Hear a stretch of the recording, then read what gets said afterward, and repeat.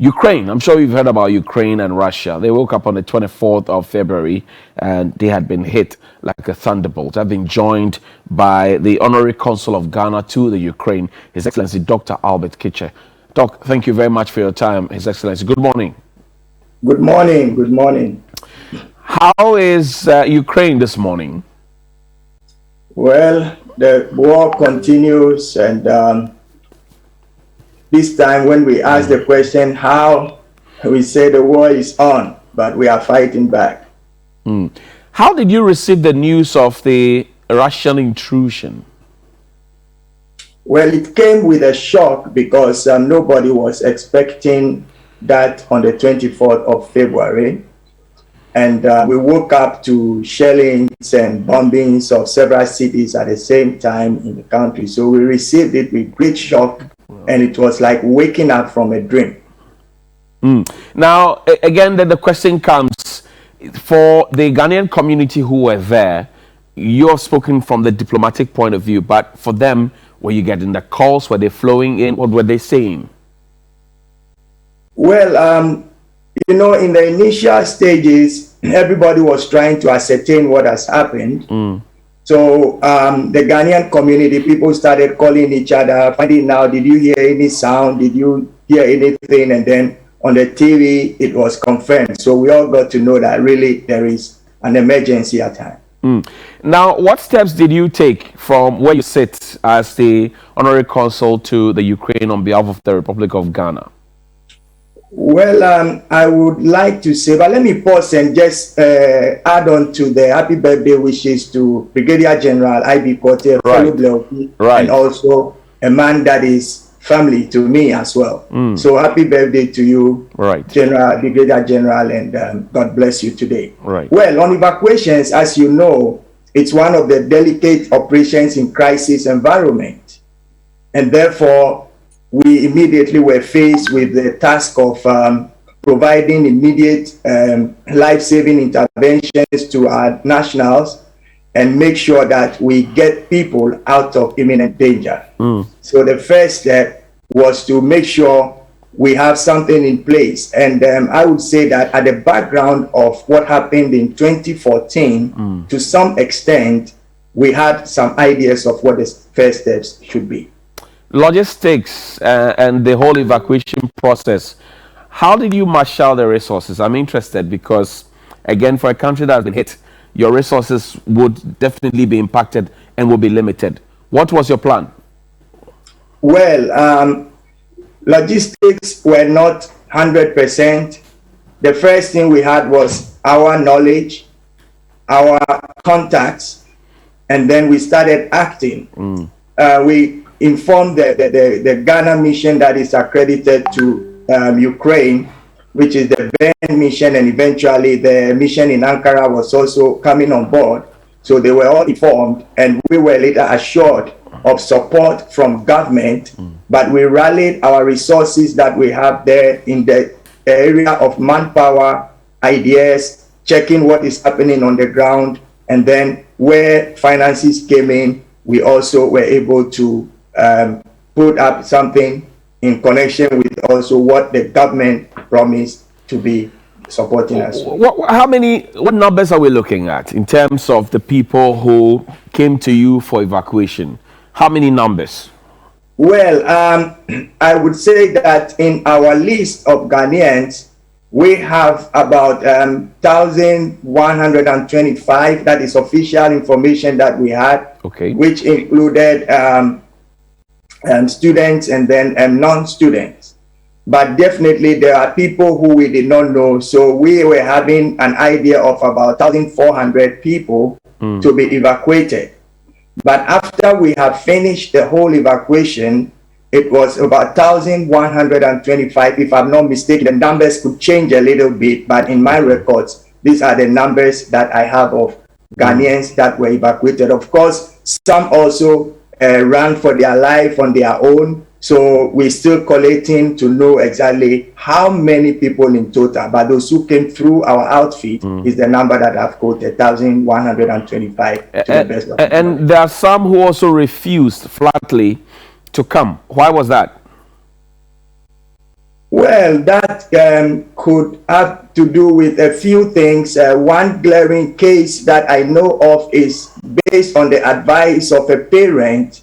The ward did not move because my dad said I should stay put, and he feels safe with that. We cannot interfere with that decision, and the person is an adult, right, and is communicating with immediate family. So we offered what we can. The second category of people who refuse to go among the Ghanaians are Ghanaians who are married to Ukrainians, who have children who are from 18 to 60 years, and they hold Ukrainian passports. Such people are not allowed to leave the country. So most of the parents did not know what to do. There is the other side also. I mean, people approach me with the issue of, I want to be evacuated, but I have my wife, I have my father-in-law, my mother-in-law, and somebody living with us. They are old people, we cannot move them. So a lot of people have to also sacrifice,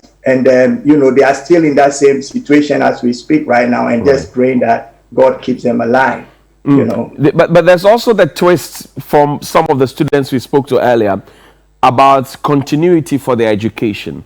They fear that, well, they may not be able to get the continuity that they are looking forward to. They can't access their transcripts online, and that's the concern. So they wanted to stay to be able to do these things. Has that come to your attention as well? Yes, but that was in the initial stages. But some of the schools came up to say that because we are in a crisis situation, they wouldn't be able to immediately give access to the online transcripts and the documents, which was understandable. As we speak now, we are still talking with them, and most of them are coming back to assure that they would continue studies, and some have even started already in the midst of the war. But students have confirmed they are attending classes online. So that initial issue that came up, for which some did not move, eventually we had all of them moving. Now, for sister countries, the Hungaries, the Slovak, all those countries that had indicated some level of absorption for our students to be able to study there, what is the state? Have you been able to firm up these arrangements in writing with documents such that once the students are done with their education there, they can then get their certification done for them? Have you done that? Well, the government at the moment is also on that issue. And once the final decisions are made, I will push on from there. But I have had unofficial discussions with a few institutions, and I know they are willing. But as you know, these things come with official understanding, putting things in writing, and it doesn't come outrightly from me. What kind of arrangement then can we have with our own local universities, the University of Ghana, KNUST, GIJ, all those other institutions? Do we have a certain arrangement with them as well for the absorption of these devastated students? Yeah.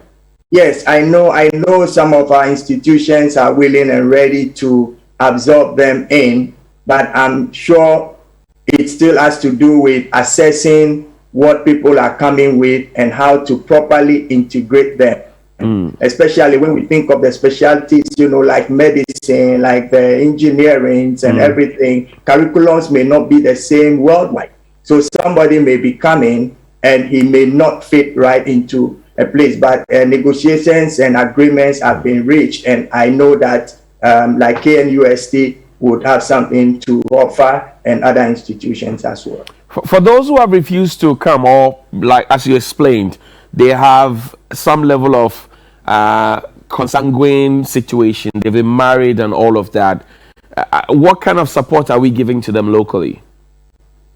Well, locally, we were helping them in evacuating from one area to the other.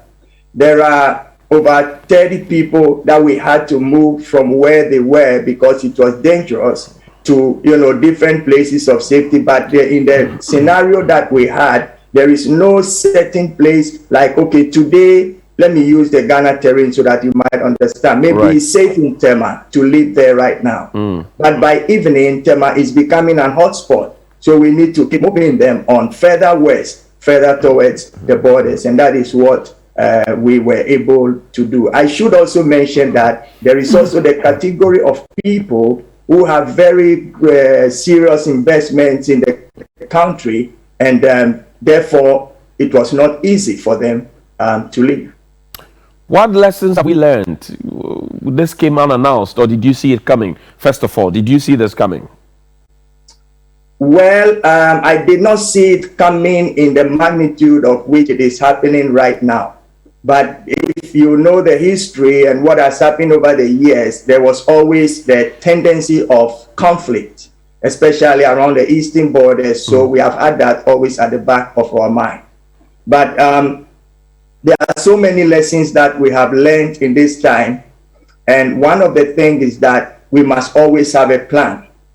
That is where we are heading to. And in that plan, there must be some kind of flexibility. Right. Because you say you're going east and you may go northeast. We should also know, what to take in such emergency times. Of course, we gave information to the students, to Ghanaians, just get a backpack, vital documents, photo ID, something that they see your face and your name with an official stamp on it to, aid your journey. A gallon of water can become like 1 ton of, load on your head if you have to walk like some people did 15, 20 kilometers on foot. We also learned that communication is very key.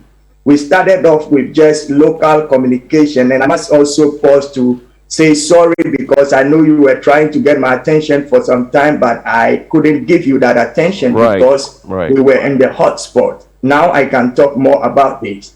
We had very limited communication, which is basically our mobile phones, and that was it. At a point, I have to employ other means of communication so that we are effective. We have people in buses who are being taken to safety. At every point, you must know their state, and you must be checking the way ahead so that there is clear green light everywhere. And this is something that when you call me and you ask me what is happening right now, I cannot tell you. Right. Because people are listening to the media. And when they know we say we are going east, if somebody wants to intercept, it will go east. So we realize that communication is key, and keeping what has to be kept mute at the right time helps us quite a lot. Finally, go ahead, we needed to know what was going on, not through the television, but through key people who are within the perimeters of, things happening. So you get the right now information against the reported information. Do you, for example, have trained people because of the events of the past, and particularly 2014, and the fact that you had anticipated something like that, but not in this magnitude? Did you have people trained ahead so that they could have assisted you in a better way? No, we don't have people trained. I personally would say I'm very much aware and have some experience in crisis management, evacuations, and stuff like that. But in times like this, you will fall on the international organizations that are mandated to do these exercises, the IOM, the Red Cross, the humanitarian, groups. They are those who come in and aid these kind of situations. But at the time when the war started, we couldn't get them. They weren't there the first 2, 3, 4 days. In fact, they wanted to come in, they are not let in. So we had to now create our own network. And that is why we started busing people by ourselves, putting some on taxis, and asking private people we know, making calls here and there. This person is coming, pick him up. So I would say yes, we had a team that was ready, but not because we were waiting for that day. The world is talking. United Nations, everybody else is talking. Do you see an end to this war? It is a very interesting question, and my answer is that I wish we could see an end right now as we are speaking with you. From the way things have developed, it is very difficult to say that we are going to have clarity because there are so many proposals on board, and anytime we come into an agreement, something else comes up. I would like the UN to speak for themselves. I hear you. Any recommendations before you go? Well, I would request and humbly ask that going forward, all Ghanaians who find themselves in different countries should endeavor to register or make their presence in the country known to officials, to Ghanaian, community organizations, to student bodies, to any group that is connected with Ghana, so that in times like this, we would have swift, information and movement and facilitation of evacuations for people. This year, what had happened have taught me a lesson, because when you think you have 1,000 people and you end up having 2,000 people, it's ridiculous. It's not good.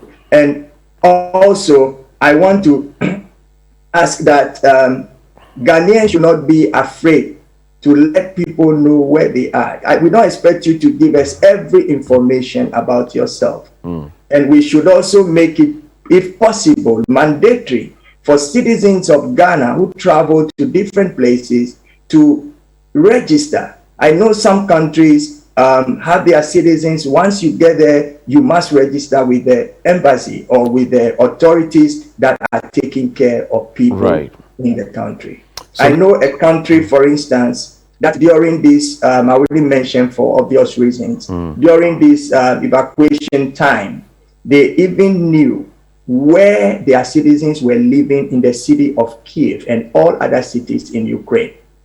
They have a network where in every area, let's say Odoko, there is one man who is in charge of all Ghanaians living in that area.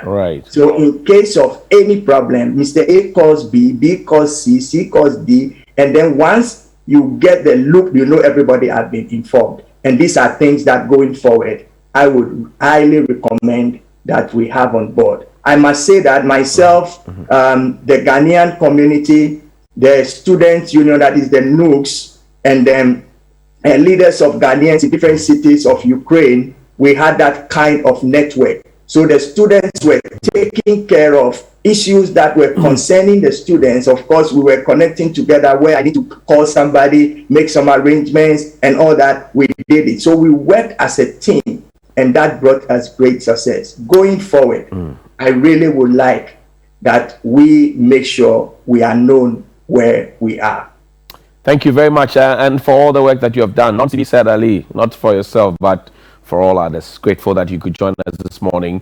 His Excellency Dr. Albert Kitcher. He is the Honorary Consul to the Ukraine on behalf of the Republic of Ghana. Thank you very much for speaking to us.